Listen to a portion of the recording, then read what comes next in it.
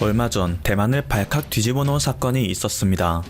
2월 25일 한 한국인 부부가 여행을 목적으로 가오슝 공항을 통해 대만에 입국했었는데요. 당시 대만에서는 한국으로부터 온 이 부부에 대해 2주간의 격리 명령을 내렸습니다. 그런데 당시 대만의 언론에 따르면 이 한국인 부부는 자가격리 기간을 하루 앞두고 호텔에서 빠져나가 연락이 두절됐다고 하는데요.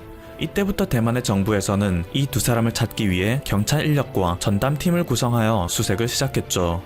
그러던 4월 2일 이들은 타이베이 공항을 통해 한국에 귀국을 시도하다가 신원조회 도중 압송 사건의 당사자라는 것이 발각되어 현재는 한국 외교부에서 제공하는 숙소에 격리되었습니다.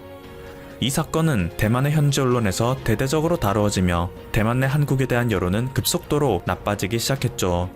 더군다나 이 부부에게 자가격리 위반의 명목으로 1인당 613만원가량의 벌금이 부과됐었는데 이 부부는 그것마저 무시하고 출국하려 했다고 합니다. 그러고는 한국인이 왜 대만법을 따라야 하냐 라는 발언을 하여 대만 네티즌들은 물론 이 소식을 접한 한국의 네티즌들도 한국의 수치다, 타당한 처벌을 받아야 한다, 우리가 대신 미안하다고 전하고 싶다 라며 부끄러움을 표했는데요. 이후 한국에 입국하려 했던 대만인이 격리비용 부담을 거부하여 한국에서 추방되자 대만에서도 이 한국인 부부를 구속시키겠다는 경고를 하며 한국과 대만의 외교 관계는 더욱 첨예해지고 있습니다. 그런데 이후 충격적인 반전 사실이 밝혀졌습니다. 이 부부가 사실 국적만 한국분일 중국인이었다는 것인데요. 이들은 화교였고 일부 네티즌들의 제보에 의하면 대륙 출신도 아닌 대만 출신의 화교라는 것이죠. 물론 그럼에도 이들의 국적은 한국이기 때문에 어쨌든 한국인으로 봐야 한다는 의견도 많이 나왔는데요. 여기서 또 두 번째 충격적인 반전 사실이 밝혀집니다.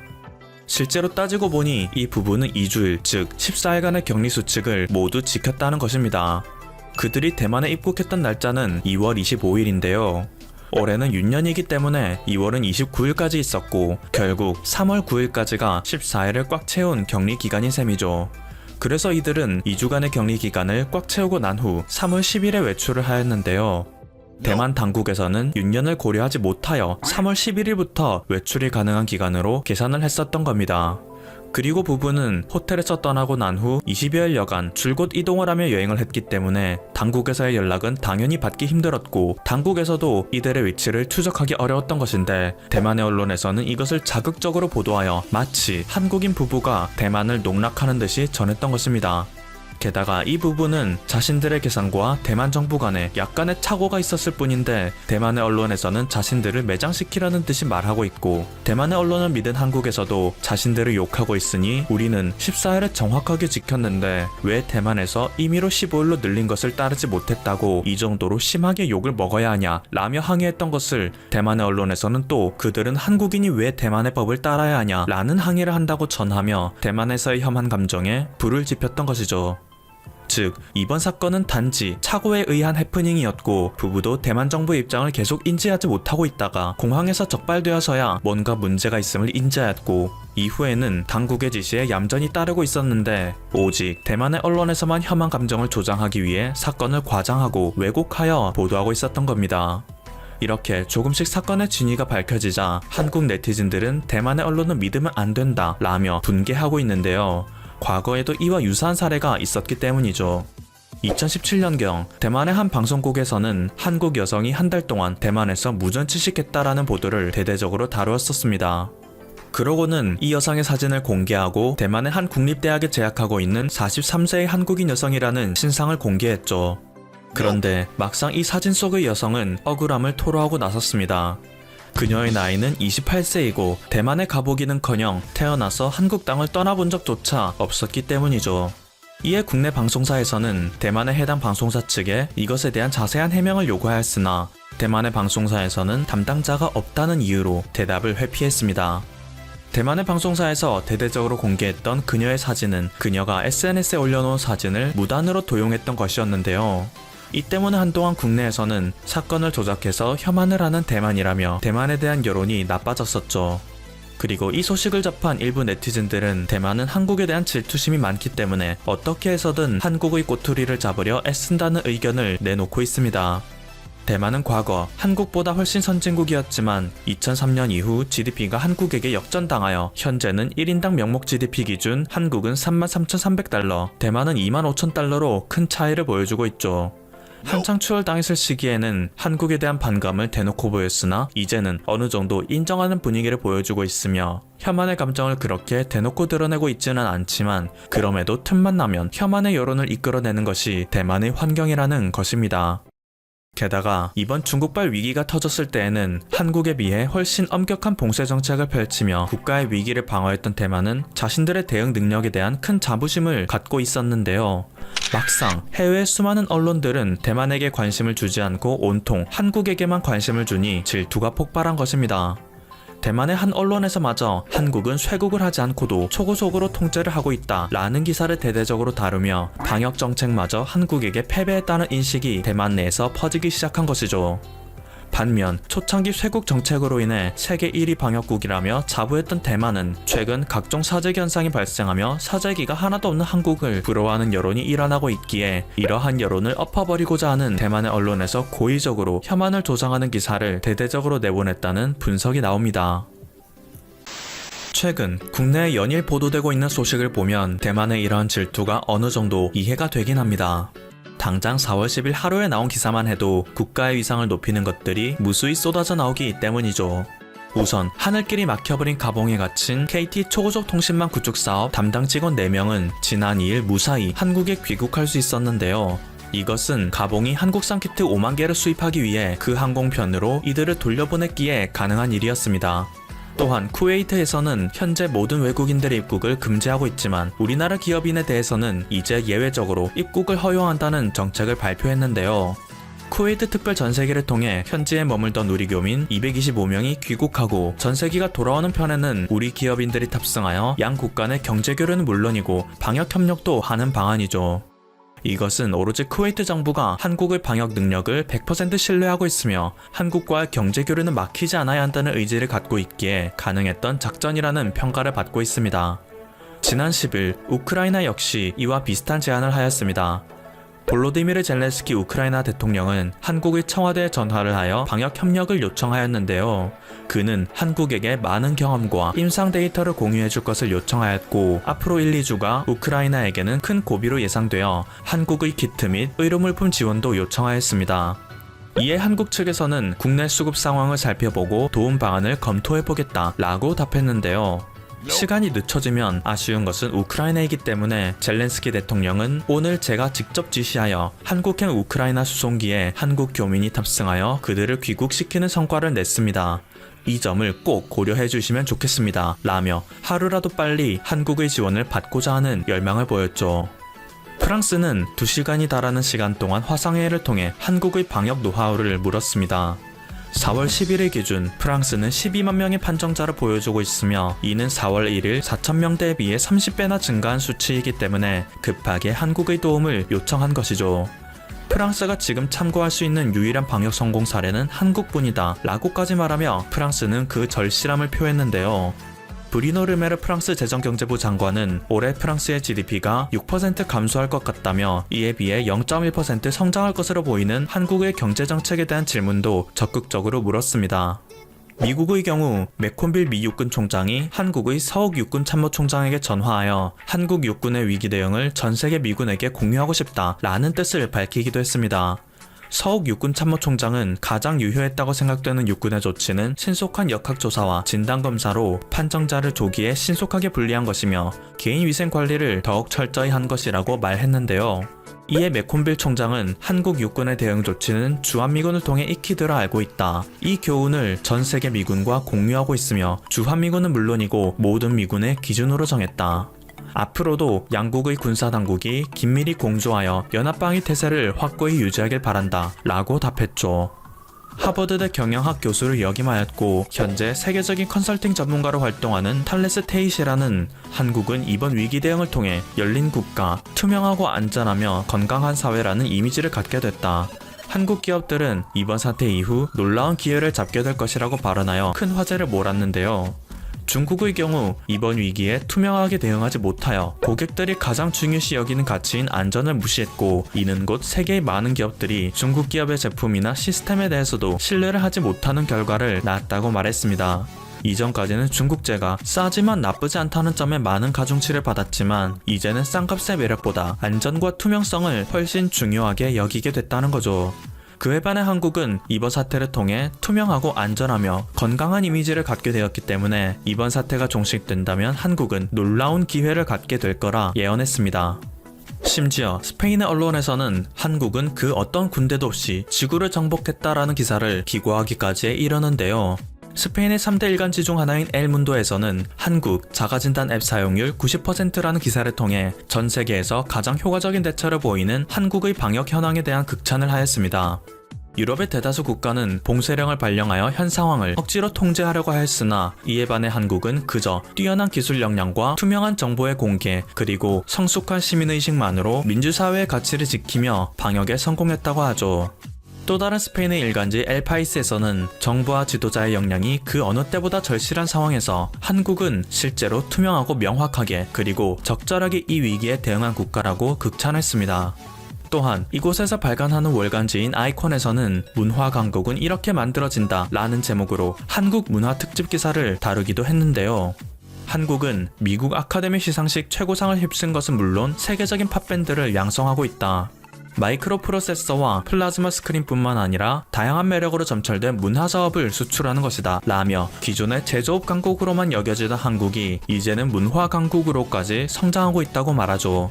특히 미국 아카데미를 휩쓴 영화 기생충에 대해서는 얄미울 정도의 매력으로 무장한 한국이라는 강적 앞에 자유주의와 엘리트주의의 상징인 할리우드도 항복했다 라며 통쾌한 심정을 보이기까지 했습니다. 이외에도 전 세계의 문화를 휩쓸고 있는 K-팝과 토트넘에서 활약해온 손흥민 선수, 각종 e스포츠 산업을 언급하며 이 모든 것들은 한국 소프트 파워의 파노라마를 완성시킨다. 한국은 그 어떤 군대도 없이 지구를 정복한 것이다. 라는 문구로 기사의 끝을 맺습니다. 지금까지 퍼플튜브였습니다.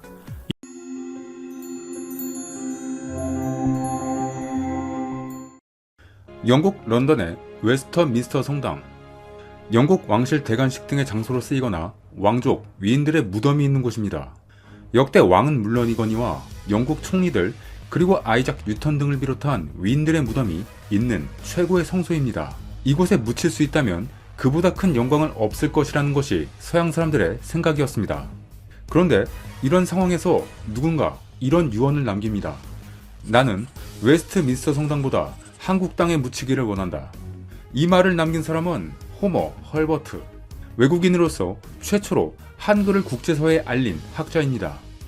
이번 영상에서는 한글과 한국을 한국인보다 더 사랑했고 자국에 맞서 오로지 한국을 위해 헌신하다 산하하신 호머 헐버트의 생애를 담았습니다.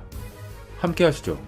1889년 혼란했던 조선 말기, 미국 신문 뉴욕 트리뷴에 더 코리안 랭귀지라는 기사가 올라왔습니다. 한국어의 자음과 모음의 모양은 물론 언어학적 우수성이 이때 처음으로 국제사회에 알려졌는데요. 기사에는 한글은 영어와 비슷하면서도 영어보다 장점이 많은 최고의 문자로 조선에는 모든 소리를 자신들이 창제한 고유 글자로 표기할 수 있는 완벽한 문자가 존재한다 라며 한글을 극찬하고 있었습니다. 이는 바로 호머 헐버트를 통해 알려진 한글에 대한 기사였습니다. 그는 누구이길래 한글을 이렇게 극찬하고 있었던 것이었을까요? 버먼트주 뉴헤이번에서 태어난 호머 헐버트는 1884년 다트먼트 대학을 졸업하고 그해 유니언 신학교에 들어갔다가 1886년 조선의 소학교 교사로 초청을 받고 내한하여 유경공원에서 외국어를 가르쳤습니다. 그는 자비로 한글 개인교사를 고용하여 한글을 배워 3년 만에 한글로 책을 저술할 정도의 실력을 갖게 되었습니다. 그러나 그는 점차 한국의 학생들이 학업에 열정을 보이지 않자 이에 실망하였고 1891년 12월에 다시 본국으로 귀국하게 됩니다.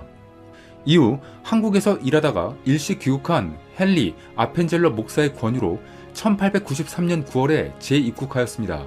이때 그는 외국 서적의 한글 번역 작업과 외국에 대한 한국 홍보 활동을 벌여 많은 서적과 기사를 번역, 저술했습니다. 문자 창제 초기부터 수백 년 동안 언문으로 천시되어 온 훈민정음을 한글로 이름을 짓고 짧은 생애를 한글 보급과 맞춤법의 과학적 연구에 바친 주신경 선생과 함께 헐버트는 오늘날의 한글의 띄어쓰기를 처음 적용한 사람이 되었으며 최초의 국어 정책 기관인 국문연구소 창립에 공헌하였으며 아래아 폐지와 띄어쓰기 도입 등 한글 표기법의 근대화에도 빼놓을 수 없는 공을 세웠습니다. 이렇게 뛰어난 글자가 있는데 왜 한자를 쓰느냐고 꾸짖는 것 같아 제가 다 부끄럽습니다. 그리고 1896년 구전으로만 전하는 노래이던 아리랑을 최초로 악보로 기록한 것도 바로 헐버트입니다. 특히 1889년 한글로 만든 첫 세계지리 교과서인 삼인필지를 만들었는데 이는 선비와 백성 모두가 반드시 알아야 할 지식이라는 뜻으로 제목에 걸맞게 세계의 지식과 문화를 개괄하였습니다. 삼인필지는 19세기 말 우리말의 언어와 당시 세계 각국에 대한 인식, 근대 지리서 및 교육 교재의 발달 과정, 국어 사적, 문화 사적으로 무한한 가치를 지닌 소중한 한글 문화 유산이 되고 있습니다. 이 책에는 세계 각 나라에 대한 헐버트의 생각이 고스란히 드러납니다. 영국이 아편 전쟁을 일으킨 것을 두고 세상에 이런 좋지 못한 일은 없을 것이며 세계 각국이 매우 비판하여 오랑캐의 일이 됐다라고 꼬집기도 하고 러시아를 두고는 나라 백성 중에는 국왕을 시해할 개교를 꾸미는 사람이 종종 있다라고 썼는데 이는 1881년 알렉산드르 2세가 폭탄 테러로 사망한 사건을 바탕으로 쓴 것이었습니다. 터키에 대해서는 계급이 양반과 백성과 종으로 나뉘고 다른 나라에 많은 빚을 진 채 갚지 못하고 있다. 그리고 부인을 3명에서 4명이나 둔다라고 소개했습니다. 중요한 것은 그가 바라보는 미국이었습니다. 미국은 작고 약한 나라라도 서로 조약을 맺었으면 그 나라가 평등한 국가가 됨을 분명히 알게 한다라고 적었습니다. 이 책을 지을 때까지만 해도 그는 그의 조국인 미국을 정의로운 국가라고 자랑스럽게 생각했던 것입니다. 앞으로 미국이 벌일 일들은 상상하지 못했던 것이었죠. 조선과 미국은 1882년 조선과 미국 중 어느 일방이 부당하거나 강압적인 간섭을 받을 때 원만한 타결을 주선한다 라는 조미수호 통상조약을 맺었었지만 1905년 을사늑약 직전 일본과 테프라 기스라 미락을 맺어 조선과의 조약을 무시하고 일본의 조선 지배를 인정했던 것입니다. 이 사실에 대해 헐버트는 미국은 한국이 어려움에 닥쳤을 때 제일 먼저 한국을 져버렸다. 그것도 가장 모욕적인 방법으로 인사말도 없이 라며 자신의 조국의 잘못에 대해 울분을 터뜨리기도 했습니다. 헐버트는 일제에 이러한 침탄 행위를 목격하면서 조선의 국내 및 국제 정치, 외교 문제에 관심을 가지게 되었고 조선의 자주권 회복 운동에 헌신하기 시작합니다. 1895년 을미사변 이후 헐버트는 고종을 호위하고 최측근 보필 역할 및 자문 역할을 하여 미국 등 서방 국가들의 외교 및 대화 창구 역할을 했고 고종의 신뢰를 가장 많이 받은 외국인이 되었습니다. 헐버트는 1903년부터 타임스의 개건 특파원을 지냈으며 1904년에는 AP통신의 개건 특파원을 지냈습니다. 그는 러일 전쟁을 깊이 있게 취재하여 송고하였는데 1905년 일본 제국이 대한제국의 외교권을 빼앗는 을사늑약 사건이 있은 후에 을사늑약의 불법성과 무효성을 국제사회에 알리려 했으며 대한제국의 자주 독립을 주장하고자 하였습니다. 또한 을사늑약의 무효성을 알리기 위해 고종 황제로부터 친서를 받아 1905년 미국 대통령에게 밀서를 전달하고자 하였으나 안타깝게도 실현되지는 못했지만 미국을 비롯한 열강 국가들의 을사늑약의 부당함을 알리는 역할을 하기도 하였습니다. 후일 그는 한국 문제 연구에서 간행하는 한국의 소리라는 책자에서 루즈벨트 대통령이 을사조약 직후 고종 황제의 청을 받아들이지 않아 동양의 역사가 바뀌었고 미국이 친일 정책을 썼기 때문에 태평양 전쟁이 일어났다고 주장하기도 했습니다. 1906년 고종은 헐버트를 특별위원으로 임명하여 외교 업무에 전권을 부여하고 조선과 수교한 나라들 중 미국을 비롯한 9개국의 국가 원수에게 1906년 6월 22일자로 된 을사조약 무효를 선언하는 친서를 전달하게 했습니다. 한국인이라면 누구나 알고 있는 헤이그 특사 사건, 다들 한 번쯤은 들어보셨을 겁니다. 헐버트는 1907년 고종의 밀서를 받아 비밀리에 네덜란드 헤이그 만국평화회의장의 비밀 특사 3명을 파견하는데 크게 일조하기도 했습니다. 이런 점에서 그를 제4의 특사라고도 합니다. 비록 일본의 방해로 헤이그 특사들은 회의장에 입장조차 못했으며 결국 실패로 끝나자 이것이 일본에 알려지게 되었고 이를 빌미로 일본은 눈엣가시 같은 존재였던 헐버트를 대한제국에서 추방합니다. 하지만 그의 열정. 한국에 대한 열정과 마음은 하나도 사그라들지 않았습니다. 그는 1907년 7월 헤이그 평화클럽에서 일본의 부당성을 질타한 후 미국으로 돌아갔습니다. 그 후 미국 매사추세츠주 스프링필드에 정착하여 스프링필드 페이스 회중교회에서 목사로 안수받고 미국 전역과 전 세계의 각종 회의와 강좌에서 일본 제국의 침략에 규탄하였고 한국 분리 독립에 관한 글을 썼으며 1918년에는 파리 강화회의를 위한 독립청원서를 여운원과 함께 작성하였습니다. 또한 1919년 3.1운동 후에는 이를 지지하는 글을 서재필이 주관하는 잡지에 발표하였고 미국 상원 외교위원회에 일본의 잔악상을 고발하기도 했습니다. 1942년에는 워싱턴 DC에서 열린 한국 자유대회에 참석하여 독립운동가를 지원하기도 했습니다. 제2차 세계대전이 끝난 후 패전국인 일본의 식민지였던 한반도는 독립이 되었고 그는 대한민국이 수립된 이듬해인 1949년 42년 만에 방한하였습니다. 문제는 그토록 바라던 한국의 독립이 누구보다 반가웠을 그였지만 시간은 그를 기다려주지 않았던 것입니다. 이미 기력이 쇠해진 그는 한국에 돌아온 후 일주일 만에 별세하게 됩니다. 당시 그는 죽음이 가까워졌음을 스스로 느끼며 자신의 모든 것을 바친 한국에서 마지막을 하기 위해 온 것으로 생각된다고 합니다. 대한민국은 8월 11일에 최초의 외국인 사회장으로 영견식을 거행하였고 오늘날 양화진 외국인 묘지에 묻혔습니다. 그의 첫째 아들 쉘던은 2살 때 사망하여 이미 양화진에 묻혀 있었는데 헐버트 그 또한 그의 유언대로 삶의 전부였던 한국에 고이 잠들었습니다. 그의 숭고한 정신을 기리고자 대한민국 정부는 1950년 외국인 대상으로는 최초로 대한민국 건국 공로 훈장을 추서하였고 다시 2014년 한글날의 한글 보존과 보급에 헌신한 공로로 대한민국 금관 문화 훈장을 추서했습니다. 대한민국이 비록 독립은 되었지만 그는 죽어가면서도 2가지 소원을 이루지 못해 아쉬워했습니다. 첫 번째는 통일된 한국을 보는 것이고 두 번째는 독립운동에 사용하려다가 일제에게 강탈당한 내탕금을 찾는 것이었습니다. 헐버트는 1906년 대한지구 멸망사라는 책을 펴내며 다음과 같은 헌사를 했습니다. 이 헌사를 읽어드리고 영상을 마치도록 하겠습니다.